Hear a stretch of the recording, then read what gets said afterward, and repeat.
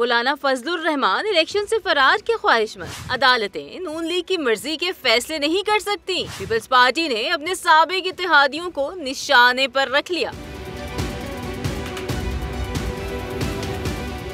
Pakistan Peoples party کے مرکزی secretary اطلاعات فیصل کریم کنڈی نے جمعیت علماء اسلام اور مسلم لیگ نون کو ایک ہی بار میں رگڑ دیا۔ کہنے لگے مولانا فضل الرحمان کو ڈیرہ اسماعیل خان میں اپنا مستقبل نظر آ گیا ہے۔ ان کے خدشات اپنی جگہ، مگر دراصل مولانا صاحب انتخابات سے راہ فرار اختیار کرنا چاہتے ہیں۔ فیصل کریم کنڈی نے کہا کہ شہیدوں کی وارث پیپلز پارٹی ہے، JUI نہیں۔ انتخابی امیدواروں سے کاغذات چھیننے اور شاہ محمود قریشی کے ساتھ ہونے والی بدسلوکی کی مذمت کرتے ہیں۔ پیپلز پارٹی سانحہ 9 مئی کی آڑ میں سیاسی انتقام کے خلاف ہے۔ PP رہنما نے مزید کہا کہ پشاور ہائی کورٹ کے PTI کے انتخابی نشان سے متعلق فیصلے پر سیاست نہیں ہونی چاہیے۔ عدالتیں مسلم لیگ نون کی خواہشات کے مطابق فیصلے دینے کی پابند نہیں ہیں۔